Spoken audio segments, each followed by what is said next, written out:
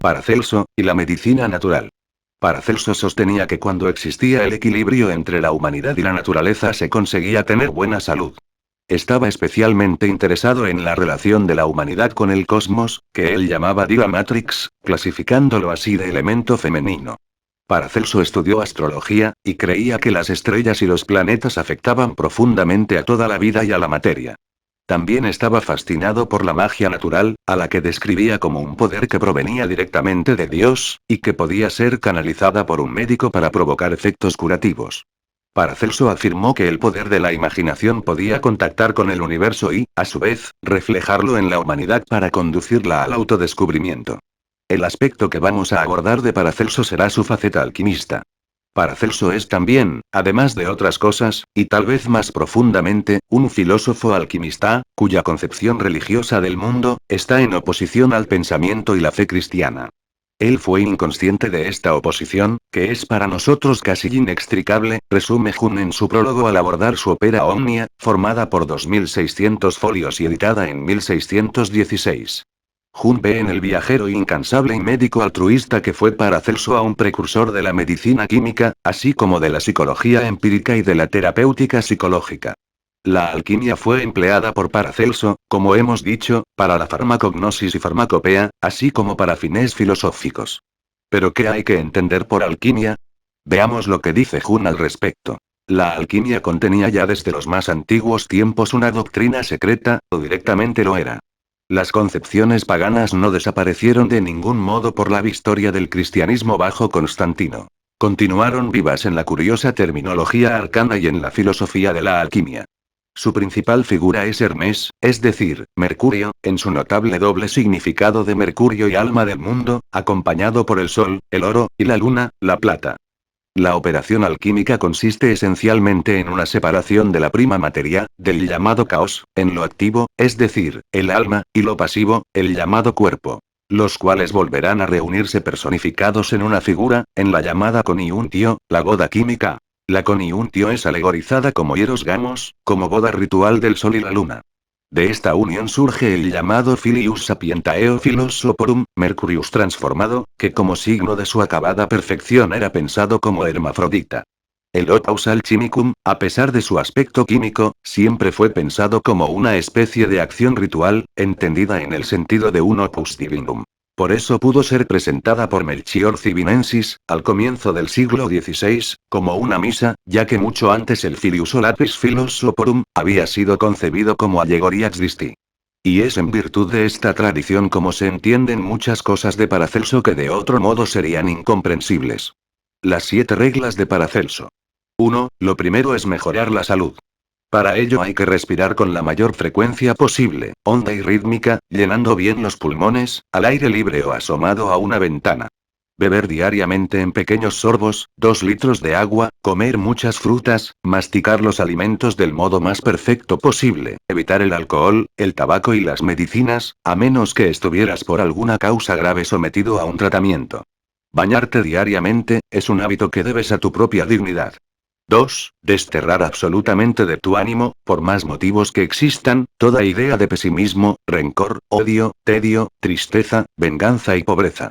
Huir como de la peste de toda ocasión de tratar a personas maldicientes, viciosas, ruines, murmuradoras, indolentes, chismosas, vanidosas o vulgares e inferiores por natural bajeza de entendimiento o por tópicos sensualistas que forman la base de sus discursos u ocupaciones. La observancia de esta regla es de importancia decisiva. Se trata de cambiar la espiritual contextura de tu alma. Es el único medio de cambiar tu destino, pues este depende de nuestros actos y pensamientos. El azar no existe. 3. Haz todo el bien posible. Auxilia a todo desgraciado siempre que puedas, pero jamás tengas debilidades por ninguna persona. Debes cuidar tus propias energías y huir de todo sentimentalismo. 4. Hay que olvidar toda ofensa, más aún. Esfuérzate por pensar bien del mayor enemigo. Tu alma es un templo que no debe ser jamás profanado por el odio. Todos los grandes seres se han dejado guiar por esa suave voz interior, pero no te hablará así de pronto, tienes que prepararte por un tiempo. Destruir las superpuestas capas de viejos hábitos, pensamientos y errores que pesan sobre tu espíritu, que es divino y perfecto en sí, pero impotente por lo imperfecto del vehículo que le ofreces hoy para manifestarse, la carne flaca. 5. Debes recogerte todos los días en donde nadie pueda turbarte, siquiera por media hora, sentarte lo más cómodamente posible con los ojos medio entornados y no pensar en nada. Esto fortifica enérgicamente el cerebro y el espíritu y te pondrá en contacto con las buenas influencias. En este estado de recogimiento y silencio, suelen ocurrírsenos a veces luminosas ideas, susceptibles de cambiar toda una existencia. Con el tiempo todos los problemas que se presentan serán resueltos victoriosamente por una voz interior que te guiará en tales instantes de silencio, a solas con tu conciencia. Ese es el daimón de que habla Sócrates. 6. Debes guardar absoluto silencio de todos tus asuntos personales. Abstenerse, como si hubieras hecho juramento solemne, de referir a los demás, aun de tus más íntimos todo cuanto pienses, oigas, sepas, aprendas, sospeches o descubras. Por un largo tiempo al menos debes ser como casa tapiada o jardín sellado. Es regla de suma importancia. 7. Jamás temas a los hombres ni te inspire sobresalto el día de mañana. Ten tu alma fuerte y limpia y todo te saldrá bien. Jamás te creas solo ni débil, porque hay detrás de ti ejércitos poderosos, que no concibes ni en sueños. Si elevas tu espíritu no habrá mal que pueda tocarte.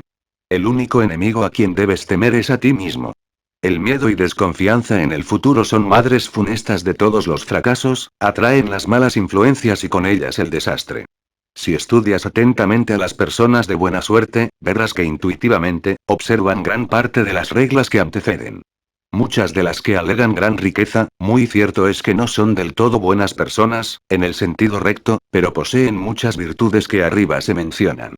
Por otra parte, la riqueza no es sinónimo de dicha. Puede ser uno de los factores que a ella conduce, por el poder que nos da para ejercer grandes y nobles obras. Pero la dicha más duradera solo se consigue por otros caminos. Allí donde nunca impera el antiguo Satán de la leyenda, cuyo verdadero nombre es el egoísmo. Jamás te quejes de nada, domina tus sentidos. Huye tanto de la humildad como de la vanidad. La humildad te sustraerá fuerzas y la vanidad es tan nociva, que es como si dijéramos: pecado mortal contra el Espíritu Santo. Reflexiones de Paracelso sobre la medicina. El médico no es más que el servidor de la naturaleza, y no su dueño. Por eso corresponde a la medicina seguir la voluntad de la naturaleza. El médico procede de la naturaleza, ella le hace. Solo aquel que obtiene su experiencia de la naturaleza es un médico, y no aquel que con la cabeza y con ideas elaboradas escribe, habla y obra en contra de la naturaleza y de sus peculiaridades. En una planta hay más virtud y energía que en todos los gruesos libros que se leen en las universidades, a los que no ha sido concedida larga vida. Es necesario que todo médico posea rica experiencia, y no solo de lo que viene en los libros, sino que los enfermos han de ser su libro, ellos no le extraviarán y no será engañado por ellos. Sin embargo, aquel que se conforma con meras letras es igual que un muerto, y también como médico está por así decirlo muerto. Entonces, como hombre y como médico mata a los enfermos. Ni siquiera un mataperros puede aprender a desollar en los libros sino tan solo en la experiencia. Tanto más se aplicará esto al médico. El arte de la medicina echa sus raíces en el corazón. Si tu corazón es falso, también tu medicina lo será. Si tu corazón es recto, también lo será el médico que haya en ti. La naturaleza posee, en efecto, una industria cierta para su propia curación que el médico ignora, por lo que su papel queda reducido al de simple protector o defensor de la naturaleza. Sanación.com